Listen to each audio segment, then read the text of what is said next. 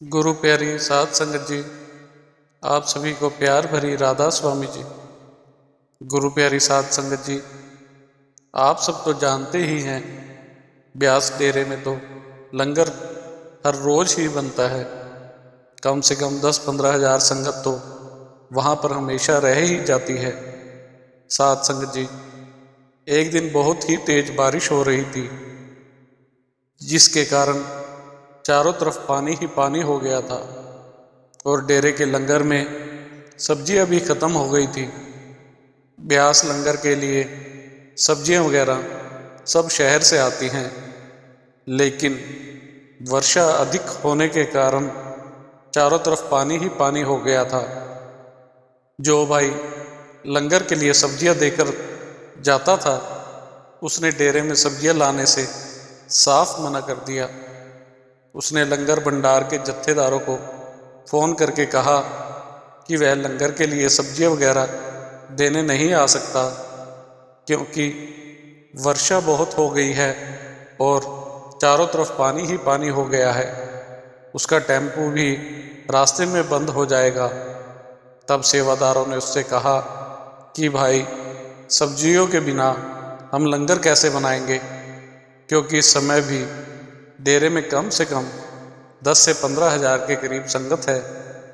ऐसा तो आज तक कभी नहीं हुआ कि बाबा जी के घर में कभी लंगर ना बना हो। वह टेम्पो वाला नहीं माना। जत्थेदारों ने जाकर इंचार्ज से बात की। इंचार्ज ने जाकर बाबा जी से बात की, बाबा जी, जो भाई हमें लंगर के लिए सब्जियां शहर से देकर जाता है, वह ज़्यादा बारिश की वजह से अब डेरे में आने से मना कर रहा है। तो बाबा जी ने जत्थेदारों को कहा कि उससे पूछो, अगर बाबा जी तुझे लेने आए तो क्या तुम फिर भी नहीं आओगे?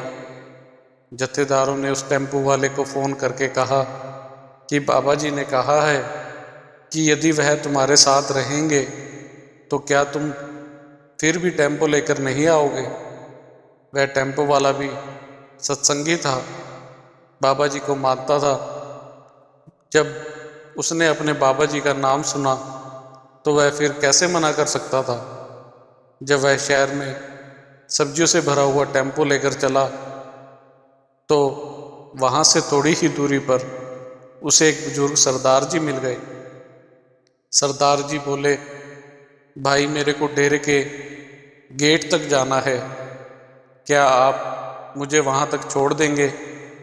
तो वह टेम्पो वाला बोला, जी सरदार जी, मैं भी उस तरफ ही जा रहा हूँ। जैसे ही सरदार जी टेम्पो में बैठते हैं, जो सड़कें पानी से लबालब भरी हुई थी, वह चारों तरफ थोड़ा थोड़ा ही पानी रह गया।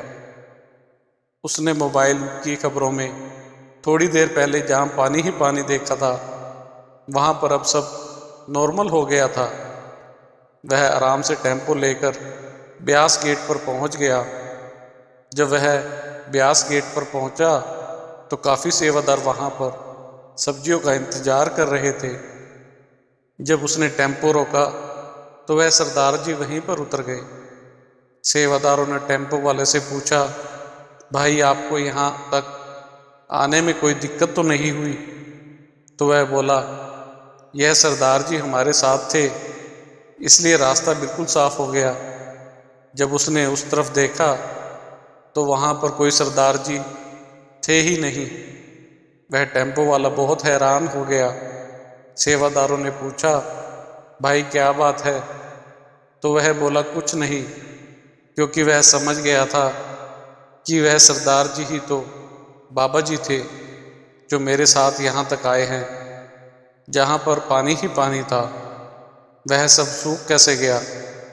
यह सब उस कुल मालिक की ही दया से हुआ है। वह सारी सब्जियाँ लंगर घर तक पहुँचाकर वापस अपने शहर को चल पड़ा और पूरा रास्ता यही सोचता रहा कि बाबा जी मेरे साथ में बैठे थे, पर मैं उनको पहचान ही नहीं सका। वह बार बार बाबा जी का शुक्र शुक्र करने लगा और बोला, शुक्र मालिका, शुक्र दात्या, आपका बार बार शुक्रिया। इसी के साथ एक और छोटी सी साखी है।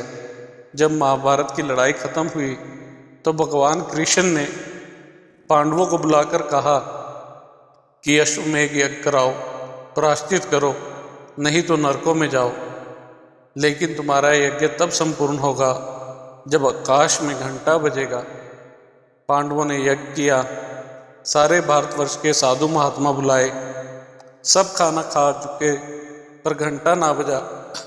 सोचा कि भगवान कृष्ण को खाना नहीं खिलाया। कृष्ण ने भी भोजन किया लेकिन फिर भी घंटा ना बजा। आखिर अर्ज की कि भगवान आप योग दृष्टि से देखो, कोई रह तो नहीं गया। भगवान ने कहा कि एक साधु है, उसका नाम सुपच्छ है, वह भजन में मस्त है, जंगल में रहता है और पत्ते खाकर गुजारा करता है, कहीं जाता नहीं। उसको बुलाओ और भोजन खिलाओ, तब आपका यह संपूर्ण होगा। क्योंकि पांडवों में राजा होने का घमंड था, इसलिए उन्होंने खुद जाने की बजाय अपने एक दूत को भेज दिया। उन्होंने सोचा कि जैसे मक्खियों गुड़ पर मंडराने लगती हैं, ऐसे ही जब उस महात्मा को इस यज्ञ के बारे में पता चलेगा तो वह खुद ही भोजन करने के लिए आ जाएगा। पर महात्मा ने वहां जाने से इनकार कर दिया। अब पांडव खुद उस महात्मा को लेने के लिए गए और कहा कि महात्मा जी, हमारे यहाँ पर यज्ञ है, आप चलकर उसे संपूर्ण करें। महात्मा ने कहा कि मैं उसके घर जाता हूँ जो मुझे 100 अश्वमेध यज्ञ का फल दे। वे कहने लगे कि हमारा तो एक ही यज्ञ संपूर्ण नहीं हो रहा और तुम 100 यज्ञ का फल मांग रहे हो। वह बोला कि मेरी तो शर्त यही है। पांचों पांडव बारी बारी से गए, लेकिन महात्मा ने अपनी शर्त ना बदली। हार कर वे वापस आ गए। पांडव निराश होकर बैठे थे कि द्रौपदी ने कहा, आप उदास क्यों बैठे हैं, मैं सुपच्छ को लाती हूँ, यह भी कोई बड़ी बात है। द्रौपदी उठी, नंगे पांव पानी लाई, अपने हाथों से प्यार के साथ खाना बनाया, फिर नंगे पांव चलकर महात्मा के पास गई और अर्ज किया, महात्मा जी, हमारे यहाँ पर यज्ञ है, आप चलकर उसे संपूर्ण करें। महात्मा ने कहा कि तुम्हें पांडवों ने बताया होगा कि मेरा क्या प्रण है। द्रौपदी कहने लगी, महाराज मुझे पता है। महात्मा ने कहा, लाओ फिर 100 यज्ञों का फल। द्रौपदी ने कहा, महात्मा जी, मैंने आप जैसे संतों से सुना है कि जब संतों की ओर जाएं तो एक एक कदम पर अश्वमेध यज्ञ का फल मिलता है। इसलिए मैं जितने कदम चलकर आपके पास आई हूँ, उसमें से 100 अश्वमेध यज्ञों का फल आप ले लें और बाकी मुझे दे दें। यह सुनकर सुपच्छ चुपचाप द्रौपदी के साथ चल पड़ा। जब खाना परोसा तो महात्मा ने सब प्रकार के व्यंजनों को एक साथ मिला लिया। द्रौपदी खाना बनाने में सब राजकुमारियों और रानियों में अव्वल नंबर पर थी।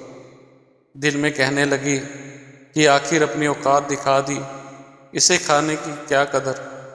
अगर अलग अलग खाता तो इसको पता चल जाता कि द्रौपदी के खाने में क्या स्वाद है। जब महात्मा खा चुका तब भी घंटा ना बजा। पांडव बड़े हैरान हुए।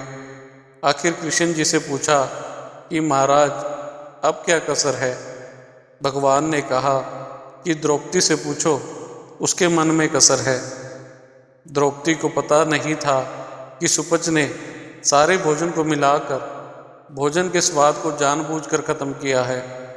महात्मा या तो खाना खाते समय सारे खाने को मिलाकर इसका स्वाद नष्ट कर देते हैं, या अपनी सूरत को खाना खाने से पहले अंदर ऊपर ले जाते हैं।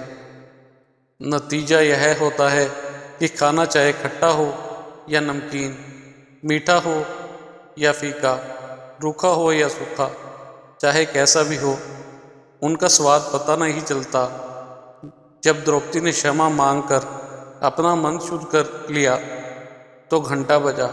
सो मालिक को केवल भक्ति और नम्रता ही प्यारी है। उसके दरबार में जाति पाति ही नहीं, प्रेम और भक्ति की कदर है। इसी के साथ इजाज़त चाहते हैं। मिलते हैं फिर अगली साखी में।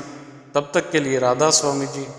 अगर आपको हमारी आज की ये साखी अच्छी लगी हो तो कमेंट में राधा स्वामी जी अवश्य लिखें और चैनल को सब्सक्राइब करना ना भूलें जी।